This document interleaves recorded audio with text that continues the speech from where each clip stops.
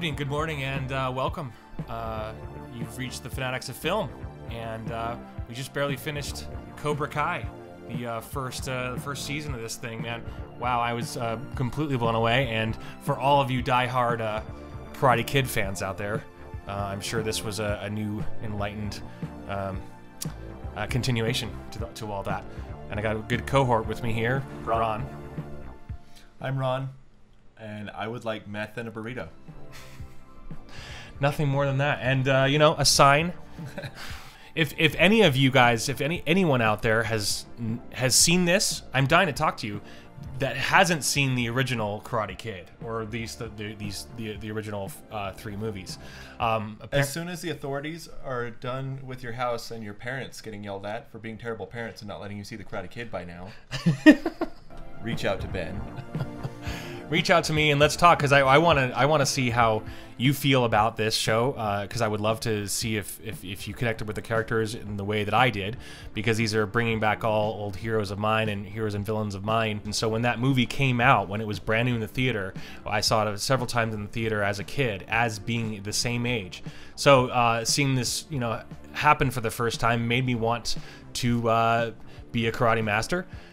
For many more ways than one, but seeing this now reminds me of how I wanted to be a karate master at one time. As someone who has worked on choreographing martial arts in the past, is this something that maybe has reignited that passion in you, maybe a little bit? Yeah, because when I originally started martial arts, it was my dad teaching me when I was little. Cool. And so I went from, it was mostly just like, hey, go and do this kata and leave me alone. You're Really? a loud, obnoxious child. Yeah, and like my brother, the same thing. And how old were you when your dad did that? He taught you karate. Was it karate? 7 or 8, yeah. Okay. But, wow. And then my brother and I later took Taekwondo for a bit. But that was awkward because I was like 23 at the time. And it was kind of like that Seinfeld episode when Kramer's fighting all the little kids. Yeah, it was pretty intense. But just saw you fighting off all these little kids, just kicking their butts all over the place. Was there a name of the first? Forgive me. What did you call it? The sequence kata? Of a move, kata. So was there a name of the kata that you first learned? What was the name of it?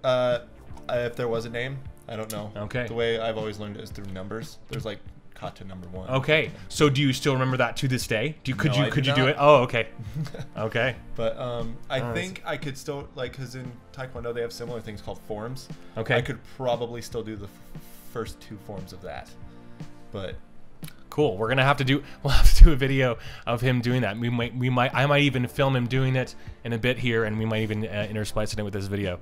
Again, thanks so much for watching this, you guys. I would love to hear your stories about martial arts. I actually never officially took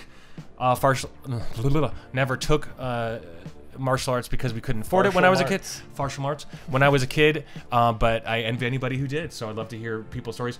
Is it something that's actually a big thing right now in particular parts of the world? And I wonder, this being the reinstallment of this, has this gotten people more excited? Has it made the desire for doing martial arts? Has that desire gone up in certain parts of the world? I would love to find that out too. Is if people are getting more excited about it, if karate teachers are getting more business.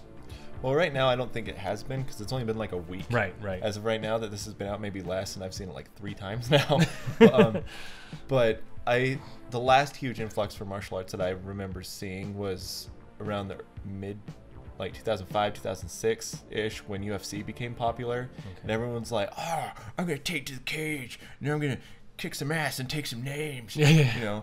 But I know, watching this, I'm like, I want to go back. I want to open up a dojo and scream at children and be like, quiet! Me too, man. It just makes me want to go back and learn karate again. There's so many more ways, and this does bring the whole idea of martial arts onto a deeper level than just Mortal Kombat, or these things that we've been used to viewing martial arts as just just defending, or just this. That there's more to it.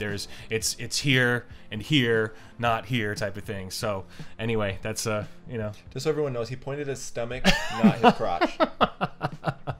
just in case anybody was curious. Because I grew up I was born in '85, and so by the time I was old enough to remember, Ninja Turtles were a thing. Okay, so Ninja Turtles kind of hit you first before this? Well, or... I was super obsessed with Ninja Turtles, and my dad always watched martial arts movies growing up, so it's like Bloodsport. We were talking about Best of the Best earlier, which is an awesome movie. You need to go see it. Best of the Best. Eric Roberts kicks people in the face. But, because we didn't get enough of that in this one, for sure. But, like, just growing up, like, that was that whole huge, like, I want to say martial arts renaissance, because it's like, they had that, no retreat, no surrender. Okay. That's another good one. Jean-Claude Van Damme plays a Russian and barely speaks. But, growing up in the early 90s, like, you could not go anywhere without seeing martial arts. Everything was ninja this, ninja that. And it was like freaking everyone was in like some kind of martial art. And in the 80s that was a big thing too, you know. Yeah, there is. So we're gonna get into this anyway. Thanks again for joining us. This is the Fanaddicts Film. If you have not subscribed and you like this video, please give it a like, give it a subscription. Check out more of our videos. Just support the channel. And hang with us, talk with us about cool film, and there's more of this along the way. So, okay, so we come back to our surprisingly protagonistic Johnny Lawrence here. Yeah. I really like how they played this. They had they show close-ups of his karate trophies in his closet. It's a part of his life that he wants to try and forget, kind of thing. They lay that out, and he's this handyman that just hates life and gets fired because he told this lady to quit bitching at him. Yeah. And then she's like, "What did you call me?" And it's just, and he's trying to explain it to his boss. No, I didn't call her a bitch. I said she was bitching. Right. There's a difference. Right. But it's just the whole first episode is nothing but like him having a bad day, and it just keeps getting worse and worse and worse. And like you were telling me before, this is your anti-hero, and it's like, as much as of course you're from the original, you're in Ralph Macchio's camp, you're in Daniel LaRusso's camp on this, and seeing your villain from the original film, this is your villain, and you're seeing him, and you care about him, you're rooting for him. But I think it's really funny because in a lot of ways he mirrors Mr. Miyagi. Yeah. Because if you look at the picture behind me, his apartment complex he lives in looks a lot like Daniel's. Yeah. His mom's. As a matter of fact, when they first were showing this, I was like, "Is this Daniel LaRusso's old apartment complex?" That was the first thing I thought of. It has palm trees. Right, and then they get into it later. They actually go back and revisit the place, but and it's actually, I was surprised that it was actually still standing. It's like a lot of these locations. That was one of the biggest standouts of this season. Well, I'm sure a lot of it's protected, just because this is one of the most famous movies of all time. Well, yeah, you never know with the way the film industry is, the way Hollywood is, the way any real estate is. Yeah, I guess so. I guess they probably have someone watching it. Who would be? I have no idea who that would be, but it would. If you have anybody has comments, who is the one who's protecting these locations? It's probably Ralph Macchio, dressed in costume, and he is the Karate Kid. He's a vigilante protecting scenes from the movie. Still going around doing the crane kick to an actual crane that's going to knock over the building. So. Oh, you mean the equipment? I was thinking the bird. Okay. I just picture stop pooping in the pool. No, and he's doing the famous crane kick to a machine that's trying to knock over the old old buildings to this show. And speaking of, just really quick, a quick side note, we just found out that Ralph Macchio, it was extremely challenging for them to get him on this role. I guess apparently there was 4 hour lunches, a couple of 4 hour lunches, and one 4 hour phone call that they had to get with him just to convince him to come back, because he realizes the value of it, and the importance of keeping the essence of the Karate Kid and this whole story, keeping it strong and not tainting it in any way. And it's proved that from this season. I was actually completely floored by it. First of all, awesome car. He's got this Firebird that's driving around, and he's just blaring hair metal. And another way of mirroring Mr. Miyagi. Miyagi, right? Like he steps in and defends this kid against these other guys, but it's not for the same reason. It's not like, oh, this kid needs help. It's, oh, they threw this kid on my car. Yeah. And but he like kicks the crap out of them, and like I really like the way that they built him up to be like this. I did too. I really did. And it's funny because it's the same type of thing. This whole show is about bullying. I mean, that's honestly, if you haven't seen the original Karate Kid and you've watched this show, honestly, if go back and watch the original Karate Kid. It is actually on Hulu right now, so whatever. But that's what it's about. I don't know if bullying is a big thing right now, but it was in the 80s. I grew up in the 80s, and that's what it was about. And this whole scene with them out in front of the convenience store, you know, pouring the Pepto-Bismol over the guy and doing that stuff. What? Calling him Rhea. Did he call him? Oh, okay. As in diarrhea. Oh, I didn't realize that. Oh, that's funny. But just, you know, I'm curious. I would love people to make comments about what's happening in their situations right now. If you're in high school, if you're in college, whatever, are there bullies? Is it something that is rampant now still? I have no idea. But in the 80s, when I grew up, it was. I was in many fights and many times where you taught those nerds a lesson. Well, or something. Yes, yeah, that was me. No, I was definitely not the bully. I was definitely not that. But anyway. And going into it, like they just start showing a little bit more and more of each of Johnny's life that you didn't see in the original movie. Yeah. Like all you saw was this guy with a lot of money and with Elizabeth's shoe. Right. One of the first characters you run into is actually ably played by Ed Eisner. Yes, it is. It was Sid, yeah. But like he's just way bigger of a douche than Johnny ever was, and it just makes you hate that guy, and because of the way he treated Johnny, and then it just makes you like Johnny that much more. Yeah, because he's had to just having to put up with something like this and dealing with it. You relate to them immediately. And once again, the show is about bullying. He's got a bully for a stepfather who's basically saying that he's just not worthy of any of his help, even though. So he's constantly, reminding him of his bailing him out all the time, and you feel for Johnny, you feel for him. Yeah, well, later on in the show, he actually says that like he's like, all you ever want is my money, and Johnny's like, I never wanted your money, I never needed your money, but that's all you had to give. Right. And it's just like that hits home. That's a really powerful line. Yeah. And adversely, going on to this next image, is they want to make you kind of dislike Daniel, which was a little bit just slightly off-putting to me, but I get it. I mean, I get what they're trying to do, but it was fine. But like he had these douchey car commercials where he's like, "We kick the price." Right. Oh no, let's karate chop this. It's less, and it's just like it's those commercials you see on TV that you're just like, this is exactly why Netflix is what it is. Like, because you're just like, we don't have to deal with this crap of used car dealerships that no one ever goes to. Yeah. But like.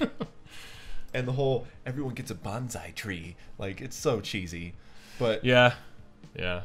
But going and they call that a gimmick later, so but but it's, and then he gets all defensive about it, but it's clearly a gimmick. Yeah, like but honestly, like for someone who grew up watching the Karate Kid, like the original Karate Kid, to me it's not a gimmick. It's like the one for the people who've seen it. From day one, it's not. And so this scene you mentioned specifically, it reminded you of Rocky 4? Rocky 4 went like right after Apollo dies. Rocky gets into a fight with Adrian and goes in a dramatic, brooding car ride. Yeah. Where he's listening to No Easy Way Out, which is a great song. Yeah. But he's doing this and he's having these flashbacks, and every time he has a flashback, it's like he remembers going to Cobra Kai, and he's just got like, oh, it's so great and it's so uplifting, and he just smiles while he's driving and drinking his whiskey, because bullying's bad, but drunk driving's all right.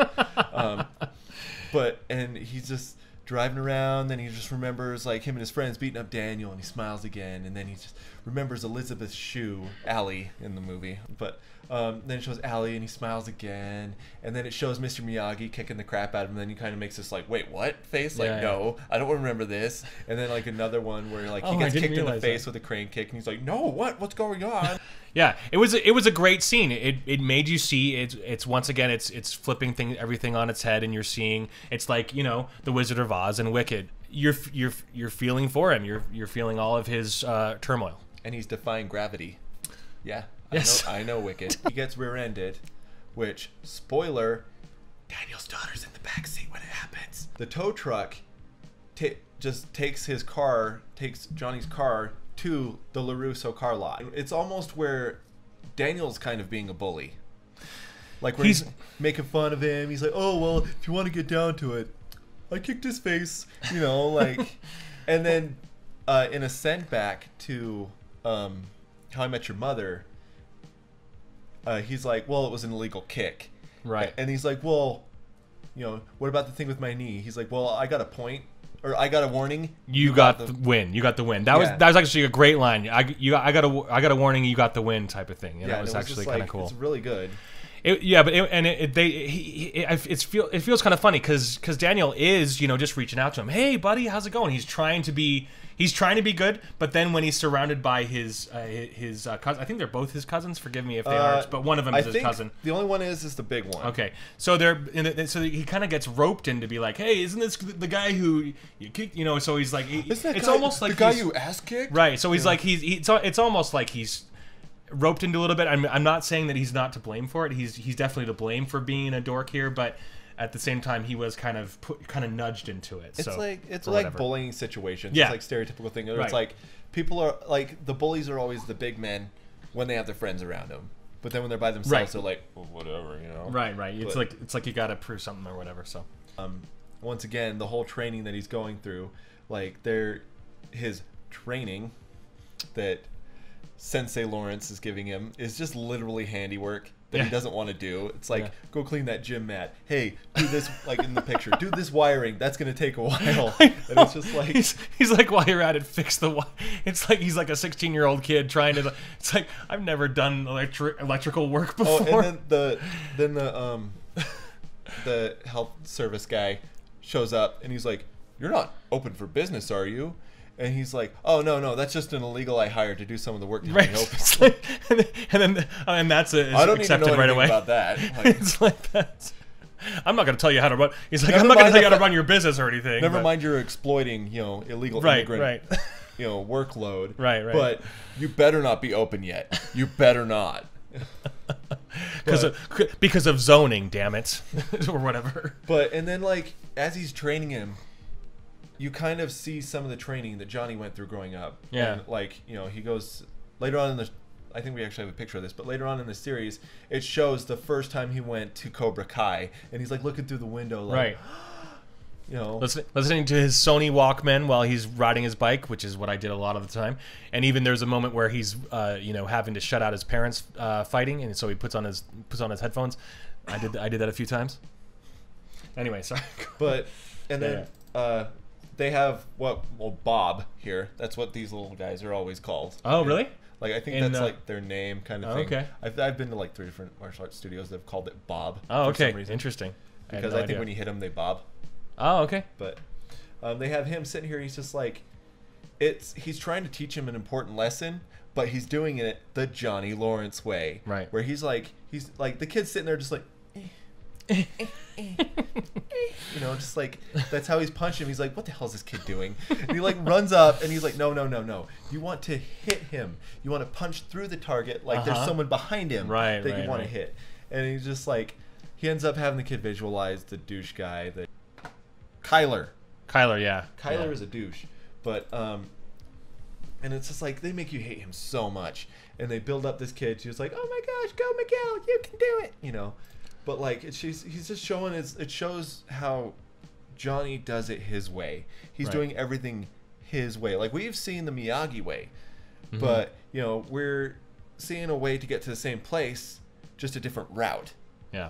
Like this scene with the homeless lady where he's like, here, just shake the sign, and at the end of the day, I'll give you your money, and we'll be good. And then she's like, if you want me to flash my bits, that'll be extra. And he's like, no, that's the opposite of what I want. No one wants to see your bits. And it's just like, and this is a scene where she says, I want all I want is meth and a burrito, or a burrito and meth, or whatever. And then he's just like, well, I'll give you your money, and then you can buy it, because that's what money is. That's what money's used for. But it's just like, he could put up a sign, but no, he's going to give a sign to some homeless lady to go buy meth with. Like, right, he just doesn't care. Like, and it's the Johnny Lawrence. Which is, by the way, kind of funny. I think there was one part where I found that they kind of, and I get it, it's the character that they've created. He's really far out of touch. Johnny is really far out of touch. Like, he doesn't even know what Facebook is. And I think that was a little, just for me personally, it was stretching it a little bit, but I get it. They're just trying to make him into being this down home 80, the glory days were the 80s, and that's it. And he literally is not even in touch with anything that's going currently. You can't say glory days. Bruce Springsteen won't be very mad. Really?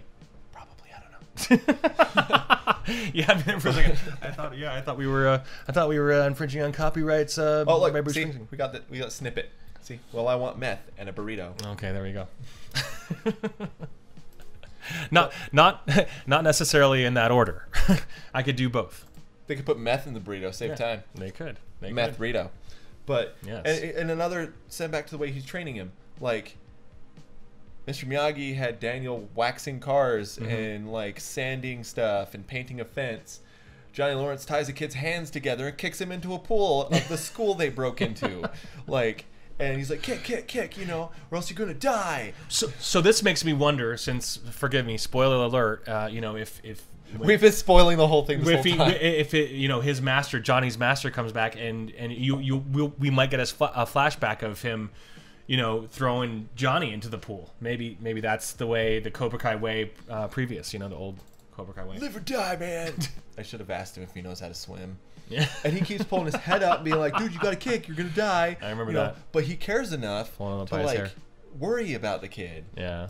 Like, it's... Yeah, he does it like 3 times. He pulls him up by his hair out of the water, so yeah. But then, the whole thing happens where he gets beaten up again. Miguel does, but to the point where he can't walk, and he has to be carried back to his house, and his mom flips out, and he's like, no, my son can't learn karate from you anymore. And so, in a drunken stupor, he paints a dick on Ralph Macchio's face on a billboard. So he gets Abbott and Costello here to paint over it. And the whole reason I got this picture was because there's one part where the dumb one makes a valid point of the shorter one steps and something. I stepped in dog crap. Yeah. And he's like, how can dude, a dog we're get up on a billboard. How's a dog even going to get up here? And the guy goes, Oh. So Johnny's the one who did that? I guess he took a dump up there as well? Because I felt like they were building up Daniel as too big of a jerk now. They really were. Pulled it back a bit. Yeah. And they showed him getting bullied by Cole. Yeah. And Cole's like, "Wah-sha-sha," and then making fun of him. Daniel stands up to him. And that was actually, albeit odd, but it was a very classy way of him just like not harming anybody, but just like, okay, I'm gonna knock your horchata, whatever he has, whatever drink he has. It's a boba tea. Okay. Well, he talks to his kid because he finds out that his kid forged a note, and they were like going rafting down the Colorado River, and he'd been missing from school for a month, and goes to a diner and he's eating. He looks over and sees his dad and his son sharing a sundae, which if you see Best of the Best, I'm pretty sure it's a send back to that, because there's a scene where this guy's watching these 2 brothers eating ice cream. Oh, cool. And it's just like, it's kind of like that. It's like, this is like a quintessential, like, stereotypical 80s martial arts movie. Yeah. But and so he goes back to Miguel's mom, and it's like, hey, you know what? I don't want to give up on this kid. He's the only kid that has not given up on me. And it's this huge heartwarming moment. And then, she closes the door, and then the awesome grandma lady is just like, I like him, and it's just... Yeah, it was great to see her, because I remember she specifically says stuff like, you know what, I don't care if he wins or loses. I just know that whatever happens to him, he will learn. And that's what and after he's beaten up, and the mom's like, no more karate. And the mom's like, no, the grandma's this, he needs more practice. He needs to keep his hands up. Right. She's rooting for him, and she's just excited that he's interested in something, because it's like, the mom wants him to stay from it completely, but the grandma's like, if he likes it, let him do it.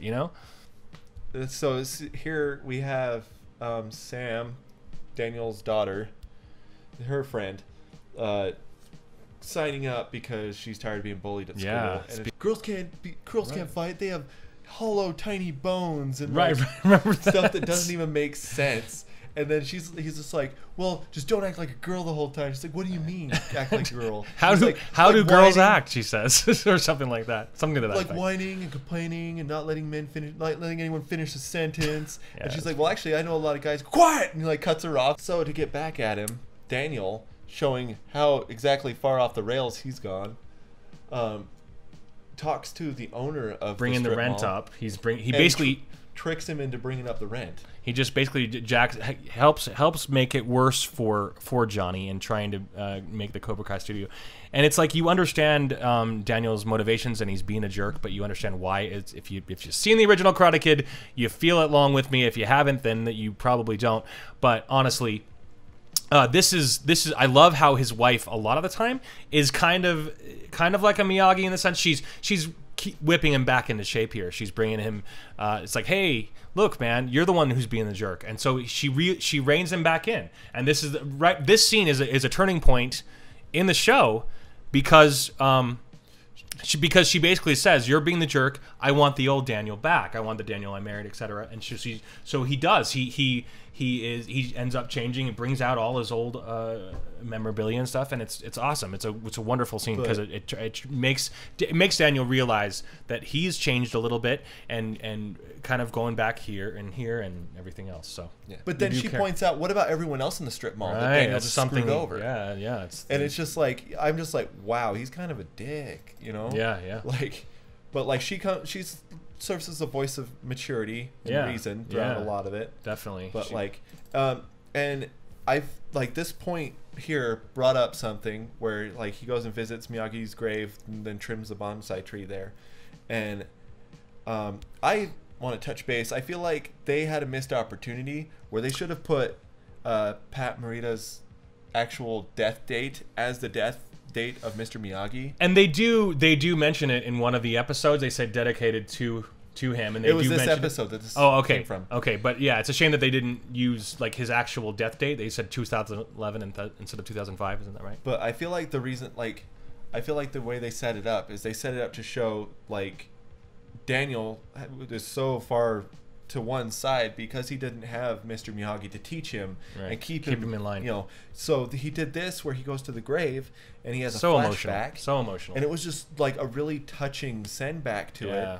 Because let's face it, if you've seen The Karate Kid, love it or hate it, you did not hate Mr. Miyagi. Miyagi is a great teacher, and everything that he says, every line that he says is wisdom and insight into everything, and you believe it. You believe everything he says, and you know, yeah, he's a great Jedi master, so to speak. So he's a Yoda.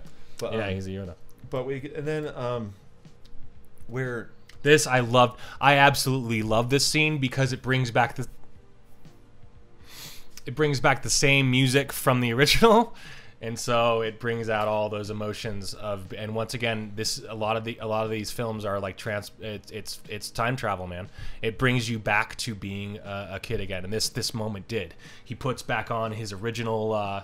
I don't know if that's the original one. It is the actual original one. He talked about it on the Tonight Show. Okay, so it is. Okay. He actually had this, like, I don't know if it's in a display case or what, but he has it on his mantle along with the trophy he won in the first one. Wow. And he also has the yellow car. It's the actual, or the truck. So they're the actual props from the original movie. Wow, I didn't know that. And he made a joke saying he stole all of them, but like he got to keep them. But great. like, That's I just so loved amazing. the fact he did this montage thing where it's just like that music and it's that like really driving. Dun, dun, dun.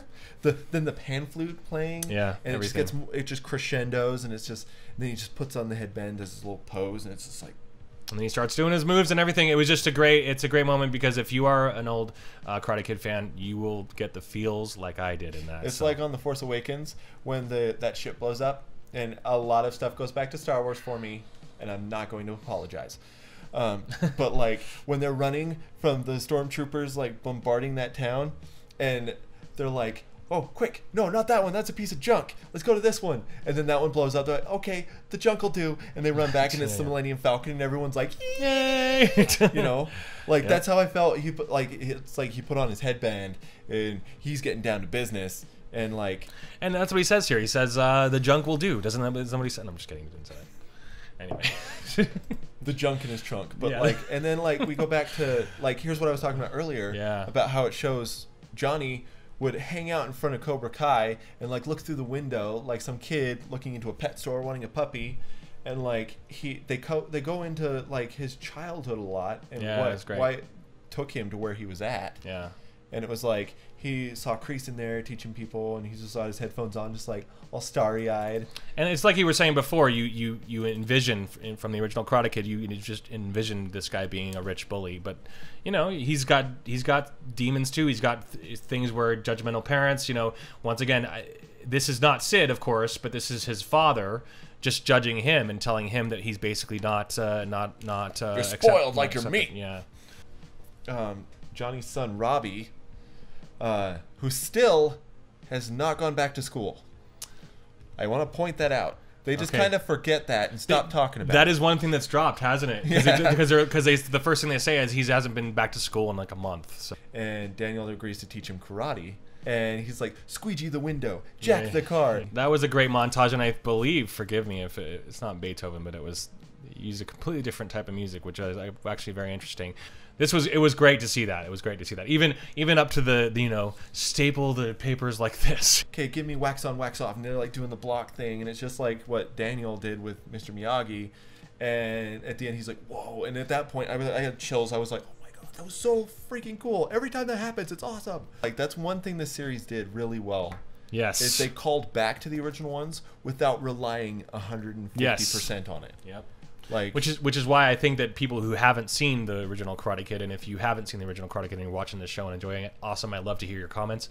But yeah, if you have not, go back and watch the original Karate Kid again. So Daniel knows that she has a boyfriend, but he doesn't know that he's a Cobra Kai. Okay, got it.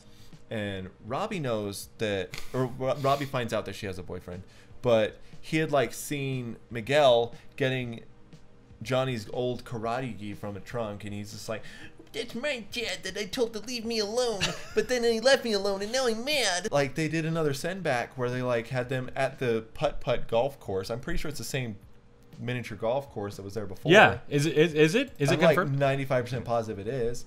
And then like, and that's another thing that you guys are gonna love if you are an old fan of the original Karate Kid. It's great that they use so many of the original locations. So great. But and then in this one they had their whole, it's a cliche at this point, let's just agree. Yeah. But it's like them in the photo booth. But you feel it, and that's the thing that I wanted to reiterate here, is that what's happening in this show is that you're still feeling it. Like nothing's shoehorned. You don't feel, there's no point where you're like, oh, are they falling for each other? Are they liking each other? You feel the fun that they're having together. You feel you feel the romance. It's a great romantic sequence. Yeah. They love each other so much. Like, I did this. This was me. You know, like it gets you all excited about it. Yeah. You want the best for them, and then you see the best happening, and you're just like, yes. Yeah. Earlier, we find out that Cobra Kai's been banned for life because of what happened between Karate Kid 1 and then Karate Kid 3. Okay. Because Karate Kid 3, Kreese like just screws up a bunch of stuff, and it's just a lot of shady stuff. So it's a newly written plot point. Yeah. And he shows up and just like wants to plead his case, but then finds out Daniel's on the board.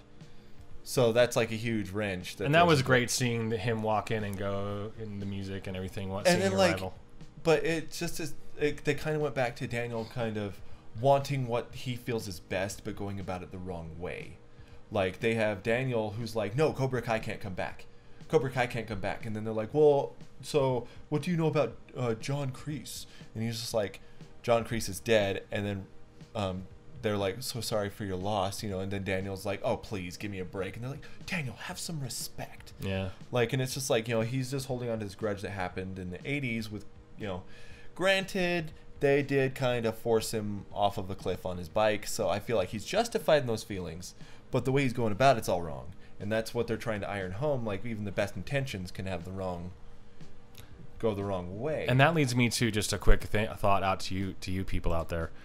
So do you have any, people that you haven't been able to make amends with in your past? Like, I sure do. There are people who I fought with in high school that I haven't spoken to, and it's like it makes me apologize. It makes me it makes me want to reach out to them. But yeah, it's one of those tough things, because that is a time in your life where it's important and all these things. But just curious to see if people if this has inspired people to reach out to their old enemies. I'm curious. We've seen the change it's made, but Daniel hasn't. Mm-hmm. So Daniel just thinks he's BSing it to try and get Cobra Kai to be back in the tournament.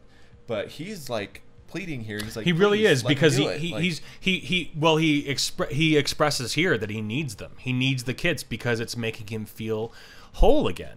I mean, especially with what happened with his teacher and everything, it's something that has, he feel like he's been robbed of, and his own teacher had done these things, busted his trophy, did all these things, and so yeah, you really feel it from him, man. His performance is extraordinary in this whole scene. He does hold back the demons. He does, he's making the fist like Kyler had Kyler is a douche. Miguel. No, I'm sorry, Miguel. Forgive me. Miguel had asked him to do. He's like, make the fist, but don't hold back or whatever. But you really feel it. He needs this. He needs this. Yeah, I think it's a great moment. It's a great scene. And then here, like, he gets back to the dojo, and Miguel's waiting for him. Or no, he gets back to the dojo, and he's like sitting there, like having a victory beer, doing some victory kicks. Not even joking. Go watch it. It's funny. But he's like super jazzed and excited because now the kids can all be can all compete in the tournament. And so Miguel comes in, and he's like, "Who's the man?" And then Johnny's like, "I'm the man." Holy shit, are you the man too? Are we the men? And they like freak out, and then we both crush it? I crushed it. You crushed it. I crushed it. Like, and then they isn't that what they said? Did I crush it, or they say something? He's like I crushed the date, dude. I crushed the date. I crushed the meeting. And like, but then they like have this hug, and it's like, look Johnny's face. Like he's just like. Well, it's once again. It's like he's like feeling whole again. #tender. So this is this the second musical montage right here? Yes. And I can't remember if they bring in the same original music. They bring in the Karate Kid theme with the pan flute and stuff. Oh, you're right. Okay. Yeah. But it's great. They have like all these scenes of like they do the flyover shots, and they have them doing the different katas in different places for some reason.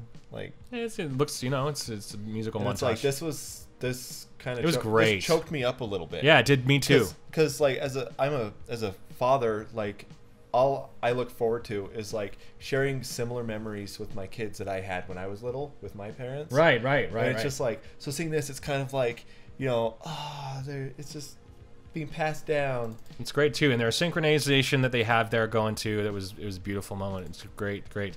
I mean, and hopefully this gets people excited about karate. It is one of those things that was really big in the 80s, and I don't know if it's still big now, really.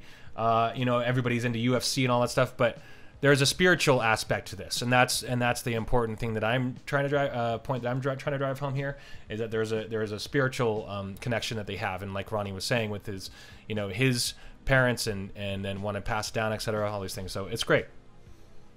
And then we go to this scene where we see the all familiar catcher's gear, and this was a great moment. You see them actually going to go at it and get into a real fight, and his wife just is like, "Hey, you guys are old men. Let's settle this over breakfast." And then Daniel's like, "You want to take this inside?" And he's just like, "I could eat." instead of you want to take this outside, right? Yeah. Because of that, his wife's like, "Why don't you just close the door on this permanently? Okay. Neither of you are mature enough to put this away. Right. So just go get him another car and get him out of your life." So they're driving to the lot. He ends up getting a car, and they're going for a test drive because Johnny still doesn't trust Daniel. And while they're driving, the REO Speedwagon comes on the radio, and they start singing REO Speedwagon. They're bobbing their heads, and they're singing it together, and like they're just kind of coming buds. It was a great moment because what does he say? It's like what man wouldn't care about our Speedwagon, but I couldn't help but be reminded of Tommy Boy when they're like, it's the scene where the Carpenters come on. He's like, "Are you okay with this?" "Okay, I'm okay with it." And then forwards to them later, "Don't you know, baby." Anyway, yeah. But honestly, this scene was great for me. I did get choked up a little bit seeing these two arch rivals become friends over REO Speedwagon. You got Robbie here who fakes spraining his ankle while he knows that Sam's mom is busy doing paperwork, which is a smooth move. Yeah. But like, only to realize that she's got a boyfriend. Yeah. But there was a kind of a funny moment. She calls it Kaiser Sozeing. She says, did you just Kaiser Soze my mom?" But like, so they decide to go to a party that's being held, and then we go back to. Well, the party that was actually it was actually a jump the gun party. It was a party that they formulated the party to get back at the popular girl. Yeah. Because they found out that she was going to have a party, so they wanted to rob her of the spot and start a party of their own previously. That was an interesting creative plot point. It was interesting. Okay, yeah. How Aisha, like, she could have just easily gone up and punched her in the face, but she didn't. She decided to be more cerebral about it. Why don't we just have a party there, take her spot? But real quick, so I'm sorry to interrupt, but so real quick, this is great. Before this happens, they go back to the original place where the original film was shot, and once again, like I was saying before, it's like it's great that these places have been preserved. I thought for sure that we wouldn't see the original apartment complex, which is where the original film, where Daniel and his mother first moved there from Jersey. And I'm from Jersey too, by the way, so FYI, that's another reason why I identified with him so much. But no one's perfect. Yeah, no one's perfect. But it was great to see them go back there and kind of revisit his old place where he was, and then they end up just having drinks together. This was a great moment. Yeah. And so they're sitting there having drinks, and Johnny starts, they start talking about Johnny's stepdad, and Johnny's like, it sucks. Like, I would go to school, I would go to karate, then I'd get home and basically be bullied the whole time. Where Johnny still cares a lot for Allie, and you could tell. Like, a lot. So talk about your theory about what you want to happen with Allie coming back with it. If they have Elizabeth Shue is not slated yet, as far as we know, as far as our details. Let us know if you guys know if Elizabeth Shue is planning on coming back. It's probably one of those things where you probably won't find out about until season 2 or 3. But yeah, I hope they bring Elizabeth Shue back. I hope they do. And then they sit there and they like bond over making fun of her husband's last name, Schwarber. Yeah. Like. But who's this guy? And he's a doctor. What a tool. Well, they showed another surgeon. What a jerk. Sam and Robbie show up at the party, and Robbie recognizes Miguel as, "Oh, you're the guy that's trying to replace me from the dad that I told to leave me alone." And that is kind of funny. But like, and so Miguel is just super, super upset because she hasn't been returning my texts or calls, and plus he's like heavily intoxicated at this point because once again, underage drinking is okay, but bullying is not. But and one thing I did want to point out here in watching this, started watching this for the second time, is that you do see a mutation happen here. You do see a complete and total flip flop with that happens with Miguel. I mean, if you see him in the very first episode, he's like, "Okay, you don't like me? Well, have a nice day." He's he's the very very nice guy, but after his experiences with Cobra Kai and doing what he's been doing and being their one secret weapon or whatever, is something where he's changed. He's a very changed person at this point. The not necessarily the poison of Cobra Kai, but maybe some of the teaching methods. It does lead you to believe what has changed him, etc. Of course, the alcohol, but he's definitely a changed person. He's now he's disappointing Samantha. But they have this whole thing. More than disappointment, he knocks her over, doesn't he? They actually accidentally hit her by he accident. goes to punch Robbie. He like actually pushes Robbie, and then Robbie stands up. He's like, "Want to try that again?" So he does it again. He just goes to punch it, but accidentally hits Sam. Anakin, Obi-Wan, and Padme maybe at this point for a moment. No, I'm just kidding. But the whole thing is, it's just kind of ridiculous because he like, "I wasn't trying to hit you. I was trying to hit him," and then she's like, "You shouldn't have been hitting anybody." Right. They all just kind of blow up. Johnny freaks out at Daniel. Daniel doesn't even know that Robbie's his son, and he just finds out here, and then who's the first to get a blow? Daniel does. Daniel gets he gets totally shoved into cheap the wall. shotted by him. But Johnny. Like Fun thing, if you notice, the trophy broke the same way that Johnny's did. I had not noticed that. Wow. Yeah. But, and then this cool scene where Aisha and Sam make up. And once again, you believe this. You believe that Sam. I do actually really enjoy this story between Sam and Aisha. Just, you know, Sam's constantly trying to. I love it how it's not just it's you're seeing both. You're seeing bullies and girls and boys, and it's a great story. I do love how Samantha is constantly, you know, concerned about Aisha because she cares, and so I love it. But like, oh, and this was that was hilarious. Good send back. Where Robbie gets injured in the match against Hawk. But like, and Daniel stands up, he's like, I don't think I can fight, and then Daniel stands up and goes, I laughed my butt off here, and you will too if you have not seen the original Karate Kid. Then you don't get it, but this is an original throwback to that, and so it was hilarious. It was a very funny really moment. good. I thought for sure, I was like, okay, so he's learned this Miyagi thing, and he's learned something here. First match of the tournament, I included this because Johnny, still showing he could be spiteful and kind of be a douche. Yeah. Instructs Miguel to start off with the crane kick. So it's almost like continuing where the last tournament left off with this. Yeah. Last tournament ended with a crane kick. This one started with one. Yeah, and that was actually really funny. She's like, what is it? His wife says immediately, he stole your move, or something like that. She says, you know. So it's funny that that's the first thing that gets him the win, first win. So apparently, the guy that's the referee here is the original referee from. I have not been able to confirm this, but I heard rumors that this is the original referee from the. Oh, you're kidding! Johnny Daniel fight. I did I'm not know sure. that. That would be actually really cool if it was, but it's hard to tell. And then like I love the way this ended because like up until that last fight ended, I was just once that last fight ended, I'm like, great, the series is over. There's no way they can continue this from here.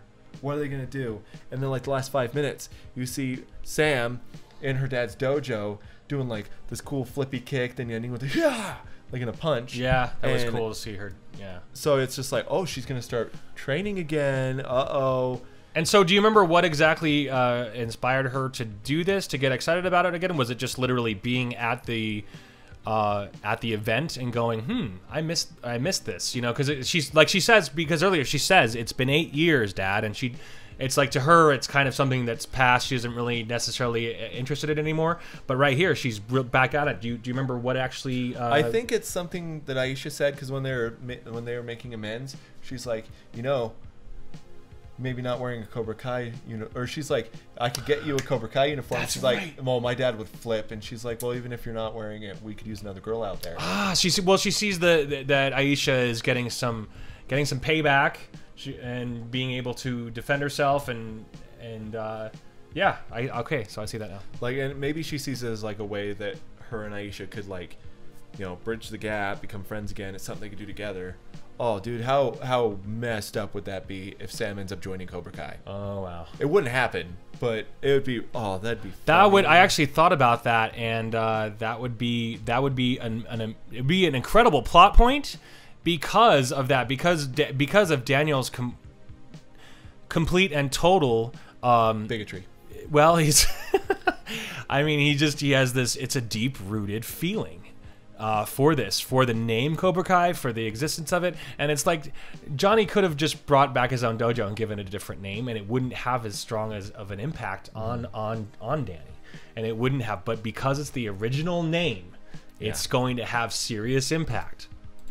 And then we've got the last. This is the big thing that opened up the possibilities for the second season. When John Kreese shows up and he's like, "I knew you could do it all along, kid." My favorite is that they show him enter and it's just his silhouette, and we all know. I could hear his voice, and I was like, I know. We all know. Yeah, we all know who it was. The tournament options, like you could have Sam and Aisha going up again, and then Robbie versus Miguel 2, The Reckoning, and I want to see. This is what I want to see. I want to see. Anthony starts taking karate. That stupid little kid sitting on the couch.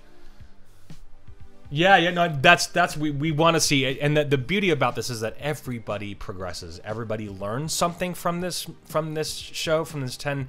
It's like this whole show is like a 10-hour or excuse me, it's a 5-hour thing because they're only half hour each. They're a full half hour each because we have no commercials as opposed to, you know, back before commercials. But you get this 5-hour 80s movie that has real heart, and you also get what I was going to say was before about these two. I know that we probably won't get this, but I'd love to see Johnny and Daniel have to team up against Kreese. Oh, but is that something you were maybe against Kreese? But like next season, they could have Dimitri start taking karate at Daniel's dojo. We've got them showing up at Mr. Miyagi's house, and they're going to start their own dojo there. They could have Dimitri, the Hawk's best friend. They could have him start taking karate there, and then that would just add this whole thing between him and Miguel. And it could just be like a civil war, like a karate civil war in the valley. It'd be great. But I think he calls it the Miyagi-Do karate. That's the new. That's their dojo. So it's pretty cool. It is something where it's like Daniel's been, you know, not wanting to bring things back. He wants to keep it peaceful. But yeah, it looks like it is going to be, you know, dojo versus dojo, or at least you know. But like, and then another thing I want Allie to come back, like have her be like a new divorcee, like she just divorced her husband. Because like they can do that easily, because that's a cliche in a movie. A divorced lady always goes back to her hometown in movies. I'm not sure why, but she comes back, and she's well, and it's kind of funny too, because like they lost her in their Karate Kid 2, the second movie. It's like.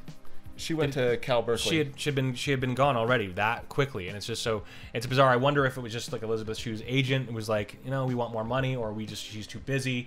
I'm wondering why they had to write her out of the plot, or maybe they just chose to. I have no idea, but yeah, we hope to see Elizabeth Shue back because she's great, and it's a great plot point because she was the reason for the squabble in the first place. She was caught in a love triangle with Johnny and Daniel in the original Karate Kid. So I could see her coming back, and then like her and Daniel kind of being friends. That whole awkward, we're exes, but we're gonna ignore that as best as possible, you know. And then have Johnny and her run into each other, and then have her see the changes in Johnny. Like have her be like, this is more like the guy I was dating. You know, and like see him with the kids, see him working with Miguel. Sorry, but it's just they. Rewatching it, there's ways they can continue the second season, third season, maybe even fourth. Like, yeah, I hope this has a few seasons for sure. But once again, to reiterate, like it was difficult to get Ralph Macchio back. Apparently, I mean they had worked him on this. They were like, "Come on, please do it." And it's like it's great to have him back. I'm glad that he decided to do this because this show is it's an incredibly strong show. It just goes to show what you can do with a strong story base, and actors that actually know what they're doing, and just building each and every. Like I said before, every single character in this show progresses. They learn something. They get knocked down. They learn, but they all learn and grow, and that's the beauty of this, and that's the beauty of like these '80s type films. And there was so many of them that were great in that. But it's about the human heart. It's about friendship. It's about looking beyond your own problems or feelings, and it's about generosity, and it's about reaching out and caring for others. It's about you know, anti-bullyism, if bullyism is a word. Just bullying, excuse me. Just like I was gonna say bullyism. Anti-bullying, yeah. Bullyism sounds like you worship it. Yeah, we are now bullyists. So anyway, it's wonderful. I love this. I love this series. I love it how they kept the 80s flair going, and it's going to, you know, hit hard with all of us, most people who grew up with the originals. But I'm dying to know for younger people. I really want to know what you 20-somethings and maybe even people younger, do you dig this? Does this want to make you learn karate? Does it make you excited about it? Does it make you care? Do you care about these characters? Do you care about these old characters? Do you care about Daniel and Johnny? And if you haven't, check out the old ones. They're the original Karate Kid. 2 and 3 were okay to me. I remember I still enjoy them quite a bit, but the original Karate Kid film, and that's kind of what I think that's what they're focusing on most of, at least so far. It seems to me like they might touch on the sequels, but we have no idea. Oh, if they bring Kreese back, then they could bring back Silver. They can bring back like all the people from 3. that actually got Cobra Kai banned, and I'm really, really hoping they do a second season. Yeah, me too, man. Me too. And I really hope Ralph is on board for all of it, and I think Ralph sees the value in it, and so that's really good to see. So what he was saying on the Tonight Show is he's like, originally I didn't want anything to do with it. I wanted to do those 3 movies and leave them as they were. And he's like, it wasn't until he read the script, saw what it was, and he's like, as it was going along, he felt the magic and everything, and he's like, and he saw that he was worried about it just kind of being like those movies that like, oh, it's like 10 years later, oh, it's like 15 years later. I think he might be on for a couple more seasons. I hope so. Good.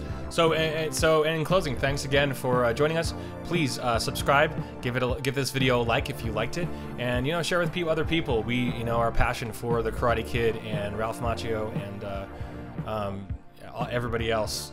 I love this series. It was a great series. Like I said, it was like a 5-hour 80s movie about the human heart and kindness and reaching out and like I said, learning and growth. Again, this is the Fanatics of Film. Please hit that subscribe button and check out our other stuff on our page here. My name is Ben. And I've been Ron. And I've been many other things. Have a great day.